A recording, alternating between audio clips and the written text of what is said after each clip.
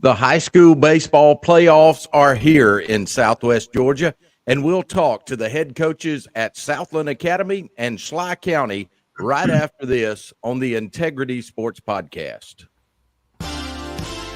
Welcome to the Integrity Sports Podcast, covering local sports in the Southwest Georgia area, creating content that is factual, positive, and informative, promoting efforts by athletes, coaches, and sports administrators.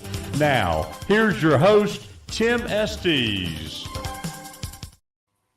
Hello, and thank you for making the Integrity Sports Podcast a part of your weekly routine as we discuss sports-related topics that are of interest to people here in the Southwest Georgia area. We are available on 10 different platforms now. Over 1,000 views is what we're averaging each week. So if you're watching today, thank you for watching this program, and do us a favor, hit the like button and share this video with your friends. And we're building our YouTube presence. Please hit the subscribe button if you're watching on YouTube, and that helps us out a lot. It's high school baseball playoff time in Southwest Georgia, one of my favorite times of year. We have two of our area teams, the Southland Academy Raiders and the Schley County Wildcats, that are still in the high school playoffs in the second round. Today, we're going to talk with both of their head coaches from Schley County. That's Coach Chuck Cheek, and from Southland Academy, Coach John Brady. Guys, thanks for joining me today. Thank you for having us, Tim. Yep, appreciate it. Glad to be here. Hey, Chuck, we're going to start with you because you guys played today as folks are watching this, and you got a really good team, Chuck. I got to see you guys play last week, and before we get into your opponent this week, give our audience just a rundown, kind of recap your season and even last week's first-round playoff. Okay, we started the season. weren't playing great baseball, and progressively got better throughout the year. Our really just about every facet of our game has gotten better over the past probably four to 6 weeks. We were able to go undefeated through region play, won the region championship. We've had some really good games against some strong teams. We didn't win all of them. We had a nice win at home against Lee County to end the regular season for us. Well, the last home game that was senior night. That was pretty awesome. We went down to probably when I felt like our season was where I felt good about it was we went down to Tiff County and played and I played Greg Williams and his team, and we really had a chance to pull that one out. We didn't, but we were able to compete with a really high quality 6A team.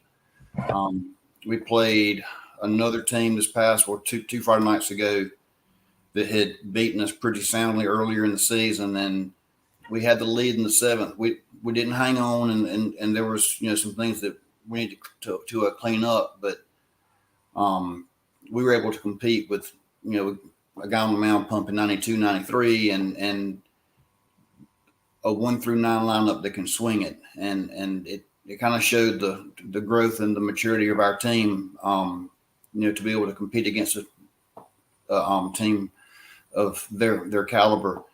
Last week we opened up with Wilkinson County, which was kind of ironic because that was where I started, as we talked about in the earlier podcast, and right. We were able to.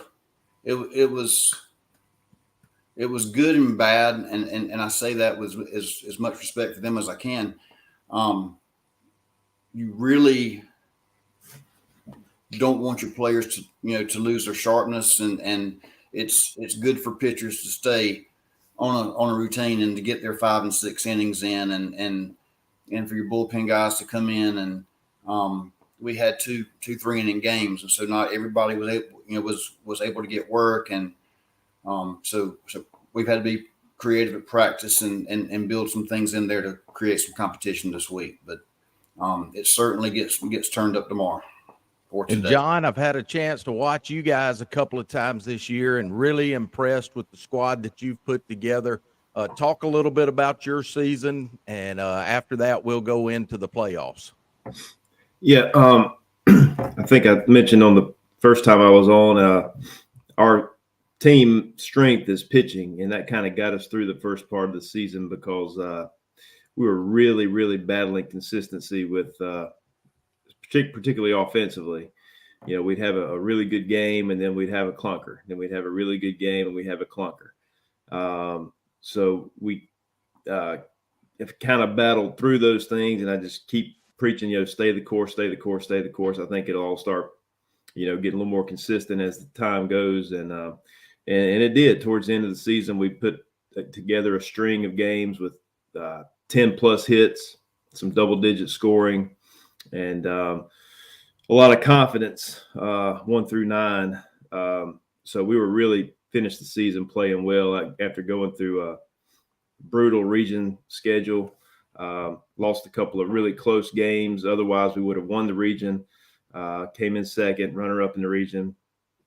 Played one of the tougher schedules in our classification, which allowed us to earn the number 2 seed going into the tournament according to Max Preps, which is, again, like we discussed, they rank the teams 1 through 12, or they take the top 12 seeds according to Max Preps, and we were able to secure the number 2 seed after last week of the season. Had 2 good wins against Flint River Academy, really strong team, and then Stratford Academy, who's obviously a good bit larger school than we are. And Brookwood, who was ahead of us, dropped a game that week, and I guess that's the reason for the switch, because they were 2 and we were 3. And when the final rankings came out, we were 2 and they were 3. So even though they won the region, we were able to get ahead of them in the final rankings. But the stressful part is it earned us a bye. First 4 seeds get a bye, and you know, kind of like Chuck was saying, we obviously didn't have much work earlier in the last several days, week or so. So we've been doing, you know, we did live action on Monday. We did a little 3-team scrimmage with the coach throwing today, trying to keep the competitive juices flowing. But overall, man, we're excited about what we got going on this weekend, and we, you know, pleased looking back on it the way we've played this season. Yeah, Chuck, let's go to today's matchup. You got Lake Oconee Academy coming in to Schley County. I've been able to watch them on paper, haven't seen them, and I know a lot of times that paper doesn't tell the whole story. Tell us a little bit about what you know about Lake Oconee Academy, and what are the Wildcats going to have to do to be successful in advance? So we played them 2 years ago at home in the playoffs. It was kind of a new school, had been around for, you know, two or 3 years, I believe, and they had a lot of freshmen and sophomores who were talented, but they were young, and we won. We got swept that day. We'll start looking at the rosters on Max Preps, and it's most of the same kids, and they're obviously older, more mature. They've been in the weight room. They're just overall better baseball players. I was able to see their stats on Max Preps, and they've got a lot of guys with some really good batting averages. Yeah. So they've got 9 or 10 guys hitting over 300, which is extremely impressive. They've got the 3 pitchers they're going to trot out are the same 3 pitchers we saw, you know, 2 years ago. So they're even more experienced. I think the biggest thing is that the game's going to come down to more about what we do than what they do. If we pitch well and we play solid defense like we have for the past month, and we have really good approaches at the plate, our guys can hit. And it's not swing mechanics. We look really good in the cage. We look really good on, you know, BP fastballs in practice. yesterday we absolutely hammered the baseball at practice. It made me feel really good. But they're not going to be throwing this BP fastball. So Right. trying to get into a good count, having productive at bats, looking for plus contact, and having an idea of what the pitchers. We've got to pay attention during the game. Is the guy throwing us a 2-0 fastball or a 2-0 changeup? And you can learn a lot by watching your teammates, during their at bats. And but if we can, be consistent at the plate and continue with our pitching and defense like we have, we should be able to compete. And John, you've got a very familiar foe coming in region rival Terrell Academy. Honestly, John, following the GIAA, I felt like Terrell Academy was one of the hottest teams the last 2 weeks of the season. So a very tough opponent for you coming in. Yeah, they're playing well right now. They did have a first round opponent, a team that had swept them earlier in the season in Deerfield, and Terrell put it on them pretty good. Very 2 one-sided games. I think they piled up a lot of hits, and I know they piled up a lot of runs. So, they're going. I told our guys today they're going to be feeling good coming in. They're playing with a lot of confidence. Coach Walker does a great job down there with those guys. They won the classification below us, won it last year. So they know how to win the playoffs, and Coach Walker's been there a long time, and he does a great job. But they're going to be a tough task, no doubt. We split with them in the regular season, and the game that we lost, we left 12 runners on base. That was kind of part of that inconsistency I was talking about earlier. Just couldn't get that hit when we needed it, and dropped the game there against Terrell. But they're strong. They got kind of the story on them early in the season was they're struggling on the mound a little bit, and they've got that completely squared away. Got one kid, Quindon Wright, that's going to be 88, 87, 88. I think he'll touch 90 some. And then they have a left-hander that they're going to bring in, typically behind him, and probably game 2. It's more of a crafty guy. He's going to move it around and change speeds on you. So it's a wide range of things we're going to have to be ready for. But do what we do, man. Like Chuck said, just pound the strike zone, force contact, make the plays behind them. And when we get runners on base, we got to move them. And I think if we do all those things, I think we'll be ready for moving on for next week. Guys, today's program's being brought to you by our friends at Marty McDonald State Farm Insurance. His office is located at 925 Martin Luther King Jr. Boulevard in Americus. Drop by and see Marty or any of his staff, or give them a call at 928-3686. They'd be happy to sit down and discuss your insurance needs. Like a good neighbor, State Farm is there. Chuck, I'm going to hit you and John with this because both of y'all are in a very similar situation. Your all-region teams were announced this week, and Chuck, we'll start with you. I know you are very proud to have several guys on both first team and second team all-region, and I'll let you talk some about that, but for the sake of time, I really want to just throw out there a special kudos to Owen Lamb, who was named the Region Player of the Year. Yeah, it was anytime that you're voted on by the coaches in the region, and you're honored by them, we get like 3 votes for each position or whatever. And so you can vote for your guys and for somebody else. And then we tally all of that up. And, when it's not just us or their parents or their girlfriend, or whoever it is that's telling them that they're doing great, when the other coaches recognize that as well, that's a really good honor. I'm fairly certain this is the first time that we've had all 9. Actually, we had 10 starters, counting our DH and the guys playing the field, make either the first or the second team. That's incredible, Joe. That was really awesome. It kind of shows the depth of our team. We're not just kind of top heavy. We got 10, 11 guys that we really feel like we can run out there and compete.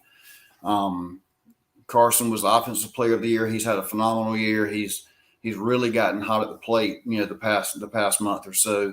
And then Owen, it was actually a different coach that suggested, he said Owen's the player of the year because he's a lights out defender. He's our dude on the mound, and he's a dude at the plate. Probably offensively is where I've been the most proud of him this year. We kind of know what we're going to get with him on the mound. He's going to go out there and shove and give us, 6+ innings and compete. And this has kind of been a breakout year for him at the plate. He is becoming an absolute threat. He hits some balls at practice that just it is impressive how hard he can hit a baseball. But he's a senior. One of our two seniors, one of our leaders. He and Brady do a great job of staying on the guys about competing and bringing it every day. And he's one of the guys that I know loves it. John, very similar situation with you guys. Several of your guys making all region. Got a chance to be over at Southland earlier this week to watch Chase Ledger sign his scholarship with Albany State, and found out there that he was named the co-region player of the year. Got to be proud of a guy like Chase. Tell me about your guys, and especially what Chase has meant to the Raider program. Yeah, we had 5 all-region players, and Chase, obviously, and Henry Johnson, Will Godwin, Perry Usher, and Luke Exley. All had tremendous seasons, both offensively. Perry on the mound is our number 2 guy. They've all, been the cornerstone of what we're trying to do. They set the tone, I guess, as they say. Camden Rogers, a freshman, he was honorable mention. And like you said, Chase was player of the year. He shared that with Zach Counts, who I think we talked about him a little bit in a previous podcast. He's the catcher for Brookwood. And a really good one. Yeah, really, really good. He's committed, going to be catching at the next level next year. And I can't remember right now where he was, where he's committed to, but he is committed to go to the next level as well. And we're sitting in the meeting, and they asked for nominations. Of course, I nominated Chase. He's had a great season, 2 shutouts in region play, and it's just every time he's out there, he's had one start that was just a little shaky, wasn't himself. But other than that, he's what you're going to get when he goes out there. And as a region, we both said these guys are clearly the best 2 in the region, and it's not really fair to split hairs between them. So we decided to go co-players of the year. And like I said, they're both very deserving. Zach Counts is a great player, and Chase obviously is a great guy to have on the mound anytime. So we're real proud of him, and looking forward to seeing him go again Friday. If you are in need of professional document shredding, there's a place in town you can go now. Mike and Connie Gurley, owners of the Shred Shed, provide professional document shredding, and they do it at affordable prices. You can reach them at 938-2520 or contact them on their Facebook page. Thanks to Mike and Connie Gurley for being official sponsors of the Integrity Sports Podcast. Chuck, as we get ready to wrap this episode up today, tell folks about your game times today.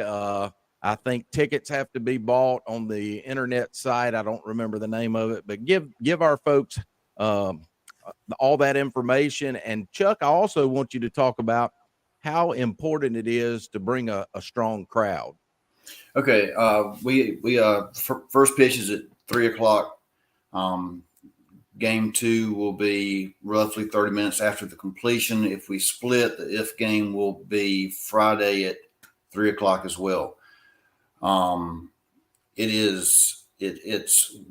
We always have a good crowd at home. especially in the playoffs, and our guys feed off of it. It helps bring life if something bad happens in a game, and something bad's going to happen in every baseball game. When you've got your people, yelling for you to keep your head up and get after it, it is beneficial. I love going back and watching some of the videos from some of the teams that have done some special things. There's 15 and 17 teams, but looking back at the 15 game, the crowd we had at that state championship was insane. Yes, the crowd had gone over to Troutland for the Final Four. Like, that almost felt like a home game. And our players get so much, I don't know, energy and passion from what the crowd gives us, and it is imperative that they show up. John, same thing with you. I know you guys start your doubleheader day on Friday. When you and I were together earlier in the week, we didn't know game times. Give us those game times, and John, talk about those Raider fans and how you need them out there. Yeah, first pitch Friday will be 1:30, and game 2 will be following 45 minutes after game 1. The if game will be at noon on Saturday. If we split, and yeah, it's same thing. We've lost. I think we've only lost one game at home this year. We played really well at our place.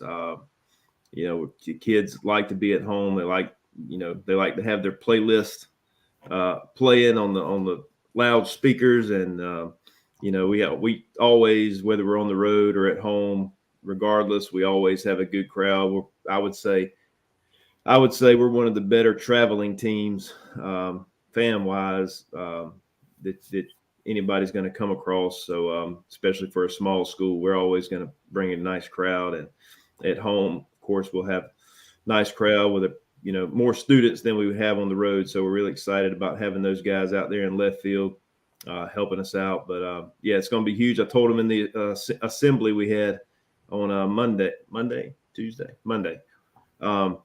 that it was going to be very important for them to come out, because this is not going to be easy. We're going to need all of them to be there, and if they can, and